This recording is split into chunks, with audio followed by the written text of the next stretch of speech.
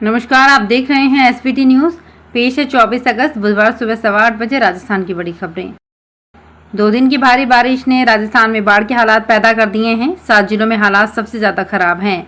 धौलपुर और झालावाड़ में पानी में फंसे हजारों लोगों का रेस्क्यू करने के लिए सेना को तैयार करने के लिए कहा गया है। 12 में 20 लोगों को एयरलिफ्ट करने के लिए सेना से हेलीकॉप्टर मांगा गया है। वहीं 5 से ज्यादा जिलों में नेशनल डिजास्टर रिलीफ फोर्स और स्टेट डिजास्टर रिलीफ फोर्स की 17 टीमों को भेजा गया है। हाड़ौती क्षेत्र में बिगड़ते हालातों को देखते हुए सेना के हेलीकॉप्टर को भी स्टैंड बाय मोड पर रखा गया है। उफान मारती नदियों और ओवरफ्लो डैम से पानी छोड़े जाने के कारण स्थिति तेजी से बिगड़ी है। झालावाड़, बारां, बूंदी, कोटा, सवाई माधोपुर और करौली में 40,000 से ज्यादा लोग बाढ़ की स्थिति का सामना कर रहे हैं। प्रशासन की सेना से मदद मांगने के बाद आर्मी ने झालावाड़, धौलपुर में एक कॉलम उतारे हैं। राजस्थान के पूर्व शिक्षा मंत्री और कांग्रेस अध्यक्ष गोविंद सिंह डोटासरा ने कहा है कि राज्य में अब ग्रेड 3 टीचर्स के ट्रांसफर भी होने चाहिए। वो इस बारे में मुख्यमंत्री अशोक गहलोत और शिक्षा मंत्री डॉक्टर बी डी कल्ला से भी बात करने वाले हैं। वहीं उन्होंने जाट महासभा के इस दावे से असहमति जताई कि वर्तमान शिक्षा मंत्री जाति विशेष के टीचर्स को हटाने का काम कर रहे हैं।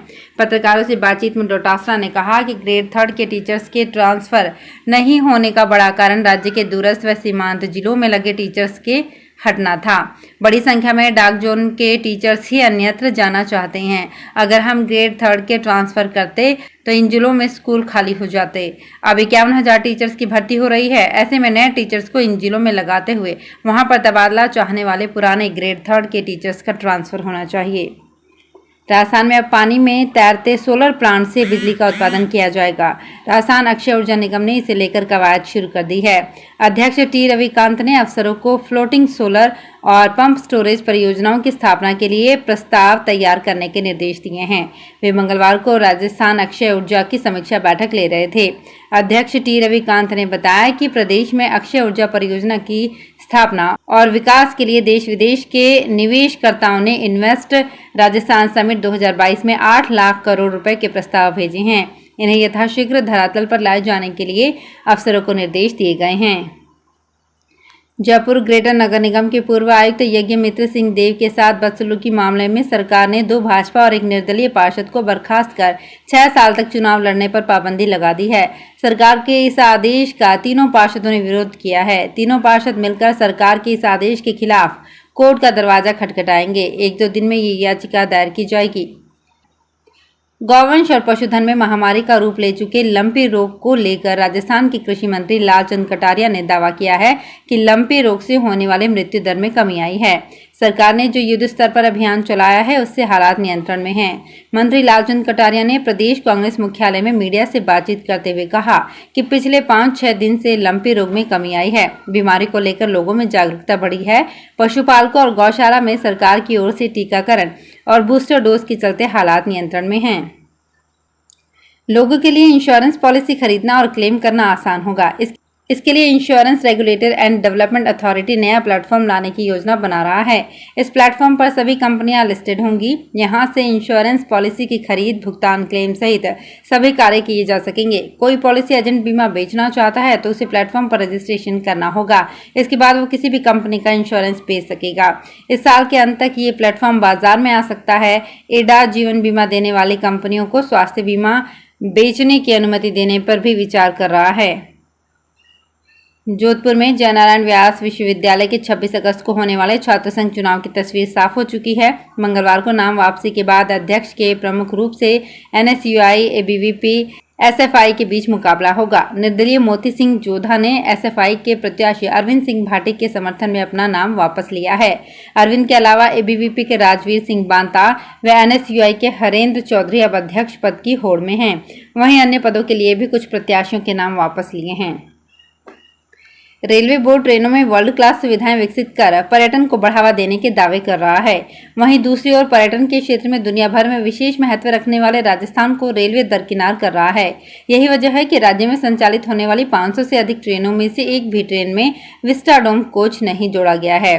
दरअसल ट्रेन में सफर करने के दौरान यात्री नदियां, झरने, घाट, झील, पहाड़, हरी भरी वादियों के मनोरम दृश्य का लुत्फ उठा सकें, इसके लिए रेलवे ने आधुनिक सुविधाओं से युक्त विशेष विस्टाडोम कोच तैयार किया किए हैं।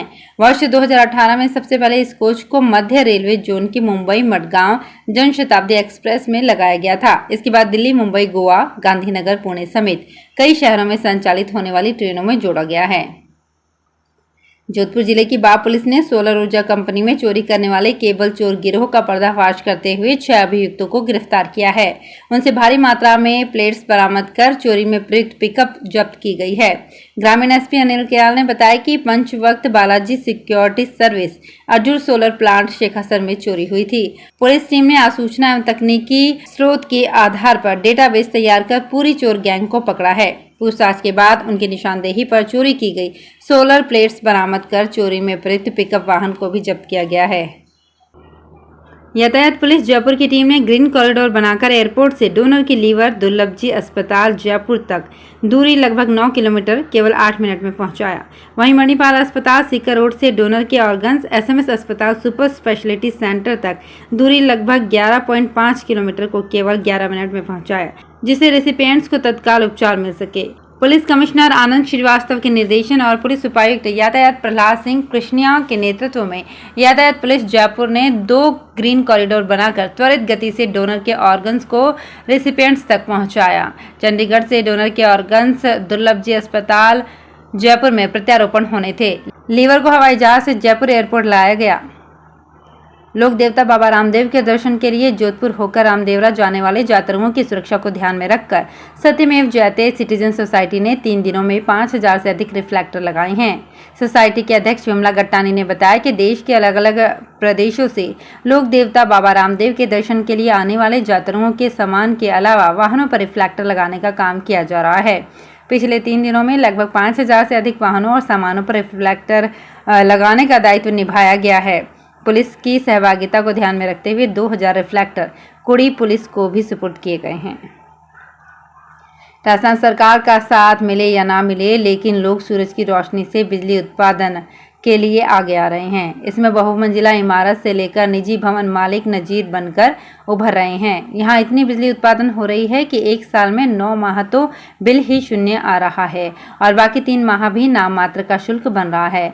इसके अलावा कई जगह तो बिजली बेचकर डिस्कॉम से भुगतान तक ले रहे हैं, यानी लोग बिजली उत्पादक भी बन गए हैं। त्याग, तप और क्षमा के परिचायक जैन धर्म के 8 दिवसीय पर्व पर्युषण की आराधना बुधवार से आरंभ हो जाएगी। इस दौरान चतुर्मास स्थलों पर जैन श्रावक नवकारसी, चौरसी, उपवास, एकासन, आयम्बिल तप आराधना करेंगे। इस बार श्वेतांबर जैन समाज के स्थानकवासी और मूर्ति पूजक आत्मशुद्धि का 8 दिनी पर्वाधिराज पर्युषण पर्व साथ मनाएंगे, जो 31 अगस्त को समाप्त होगा। क्षमा याचना का पावन महापर्व संवत्सरी 31 अगस्त को मनाया जाएगा। 4 साल में एक बार ऐसा मौका आता है जब दोनों समाज के पर्व साथ शुरू होकर समाप्त होते हैं। राजस्थान के कृषि मंत्री लालचंद कटारिया ने कांग्रेस के राष्ट्रीय अध्यक्ष के मामले को लेकर कहा है कि देश की भावना है कि राहुल गांधी को अध्यक्ष बनना चाहिए। हमारे बड़े नेताओं और युवाओं ने भी राहुल गांधी से अध्यक्ष बनने का आग्रह किया है। पीसीसी में जन सुनवाई के बाद मीडिया से बातचीत में कटारिया ने कहा कि अध्यक्ष को लेकर अब फैसला राहुल गांधी को करना है, लेकिन सभी की भावना यही है कि राहुल गांधी पार्टी की कमान संभालें। इधर मंत्री लालचंद कटारिया ने कहा कि 4 सितंबर को दिल्ली में महंगाई को लेकर होने वाली राष्ट्रव्यापी रैली में राजस्थान की अधिक से अधिक भागीदारी रहेगी। राजस्थान सरकार ने एक आदेश जारी कर राजस्थान संगीत नाटक अकादमी के अध्यक्ष पद पर जोधपुर की संस्कृति धर्मी बिनाका जेश मालू को नियुक्त किया है। कला संस्कृति के क्षेत्र में पिछले 35 वर्षों से सक्रिय व समर्पित भाव से कार्य करने वाली बिनाका मालू प्रदेश की ख्यातनाम उद्घोषिका व मंचीय कलाओं से जुड़ी सृजन धर्मी कला नेत्री हैं। उनकी नियुक्ति पर रंगकर्मियों व कलाकारों ने स्वागत किया। तो फिलहाल इस बुलेटिन में इतना ही, फिर हाजिर होंगे कुछ और बड़ी खबरों के साथ। अगर आप भी अपने आसपास की छोटी बड़ी और महत्वपूर्ण खबरों से अपडेट रहना चाहते हैं तो सब्सक्राइब कीजिए हमारे चैनल एसपीटी न्यूज को और प्रेस कीजिए बेल आइकन पर।